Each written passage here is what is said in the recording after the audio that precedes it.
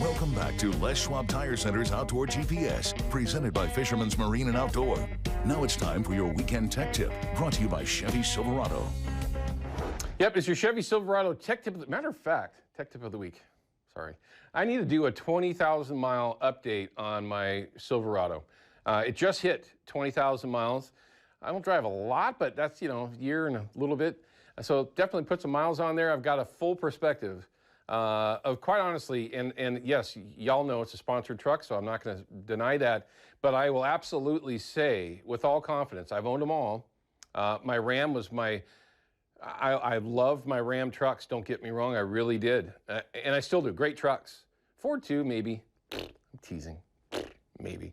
But I love this thing, man. It is just, it's super impressive. I need to do that. Ryan, write that down. We need to do an update, a 20,000 mile update on that Chevy Silverado. Okay, anyway, this got sparked last week when I was talking with Scott Call from Brad's here in the studio. We were talking about wobblers, and I just in passing had mentioned power bait with the wobbler, and that really kind of started some stuff. And then yesterday we had an individual that was on the phone that had caught one using that idea, that tech tip. So many questions, I had to address it, so here we go. Power bait. Yes, you're going to think, well, I don't need that for fall Chinook. And really, you're going to go, why would it work? Well, it's just the power bait is a powerful scent with bite stimulants and different ingredients in there, different scents. I mean, they got so many different versions of power bait, it'll drive you bonkers. So I would overlook that altogether, right? One of the questions, well, what's scent? Forget it. Okay, I mean, it's more about just having something there that tells the fish, hey, that's probably something worth biting, right? And we're gonna give you a different option as well. But the hard part about using power bait with a wobbler is how the heck do you get it to stay on? And that's a fact.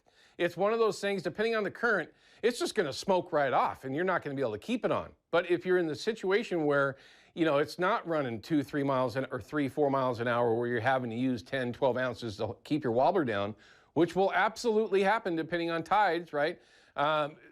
Another way to kind of look at it is right now in most areas, you got grass to deal with. So you're checking your gear every 10-15 minutes. Geez, if you're lucky, you can get 15 minutes of it fishing, right? I mean, it's tough. So you're constantly changing gear out and looking at your gear. That's where this might be a really good option. It's just putting a heck of a scent trail out. Well, here's the first thing that you would do. And this is what we saw when I first saw guys hiding this, right? Where they were literally under the gunnel, trying to hide that they were using something to get their bites for wobblers or fishing wobblers. And this is many, many years ago. Well, it turns out, yeah, that's what it was. It was power bait. And what I have found, utilizing this trick for myself, is that you can't have this power bait on your snap swivel or your dual lock that comes off your leader, because I do run a dual lock off the leader right to my wobbler. Now, you have right out of the package, you got a swivel that's right on the tip of all the wobblers that come out of any manufacturer, but in this particular case, this is the Brad's. We had somebody earlier that had asked which one this was, which, by the way, is one of my favorite colors of all time because it's blue and chartreuse, and that's extremely good. This is the BX62 from Brad's. It is a beautiful color. So that's, if you're curious on that, again, BX62. All you're going to do is you're going to take just enough power bait and you're going to wrap it around the swivel on the wobbler. Now, you don't want it to be up by the eye, because if you do, it's going to make it even easier for this power bait just to wash right off or bust right off, and you're not going to get the benefits of it, right? Well, as long as you just keep it on that swivel, because it'll actually kind of lock itself in on the front end of that swivel. Let me see if I can pull another one. Also, I'm going to show you here another way to go here in a second. See here, there is the swivel that comes, obviously, on the wobbler, and you're just wrapping the ball part of the swivel with your power bait. And you'd be surprised. It'll actually stay on there for quite a while. It's really not something that's just going to, bust right off or come right off. As long as you really just wrap it on there, get it nice and tight, and get that leading edge, to where it's not going to catch too much water and want to come off. Now, that being said, sometimes it's just going to be one of those things. You're going to have too much current and it's not going to want to stay there. So here's an alternative. There's no doubt that out there, some of the products that they have from Powerbait, these are the salmon eggs. There's lots of different versions of them. There's the maggot size. There's different types of Powerbait that make it even easier to slide it onto the hook itself. But these work great because of their size and that they're kind of aerodynamic. Now take a look.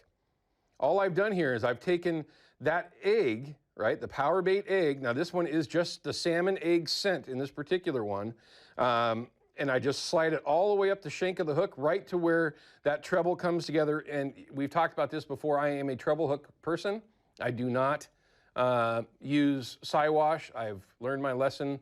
Yes, they work. Oh, there's no question. Overall, I prefer treble hooks. That's just the way I am. But that little egg is a really good way to go. Now, sometimes when this is on there, it might slide down, especially after it's been in the water for a little while. It'll break down. It might slide down to the shank of the hook. That's fine. But the little trick there is if you're going to be putting that little egg, the Powerbait egg on the hook, put it on the hook shank that is down, okay? You're going to look at your hook when you're holding it up. You're going to see that one of the hook points is behind or on the back side of that wobbler. That's the hook point you want to put it on, because based on how these things work, okay, it won't actually help slow down the action of the wobbler. It's very, very important that if you put anything on the hook that you make sure that your wobbler is still working correctly, okay? Now here's the third one. These are called nibbles. These are just little tiny Powerbait chunks. They do work, and I just kind of slid 3 of them on here on the shank. Put those on every single shank, all 3 of them. Put 3 or 4 of those Powerbait nibbles on the shank of the hook itself, and they will wash off. But with having all those on there, and they're sparkly, they kind of put off a little bit of light, right? It's just another way that you can utilize that kind of scent. Oh, and also, don't overlook using Powerbait in your stuffer baits, either a spin fish or a super bait. Adding some of that in there with your tuna, whatever it is, that also can be very, very interesting as well. Now, there's a second half to this tech tip, the Chevy Silverado tech tip of the week, and that is the dead zone. What the heck is the dead zone, right? Now, for a lot of us that have been spending time on the Columbia for any amount of, well, I shouldn't even say it that way. I've been doing it for a long time. Some people are still very, very new at it. But the dead zone is just an area that we just kind of coined years ago because it's like the fish disappear, right? You can have, and it kind of goes back to the years where we were having 25, 30,000 fish days going over Bonneville and not seeing a fish get caught, which is an absolute true story. It'll drive you nuts. We'd watch them going underneath the boat by the hundreds.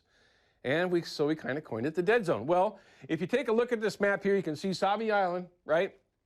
Going all the way east, upriver, right? You're going all the way up. So that's what your little layout is, right? So here's what I would call the quote-unquote dead zone, right? From I-5 bridge, which is right here. I don't want to touch it. Remember my old screen that I had? If I touched it, it would screw things up. That's not it. Anyway, from I-5 bridge, which is right here, all the way up, past Brideville, past Skamania, up to Bonneville Dam. That whole zone is considered the dead zone, okay? Now, if people were gonna really break it down and just give me that one little section, it'd be from Bridalveil to the either 205, but I like the I-5 because there still can be some fish caught in there. But that little section is really the heart of the dead zone, okay? So I-5 bridge to Bonneville, dead zone.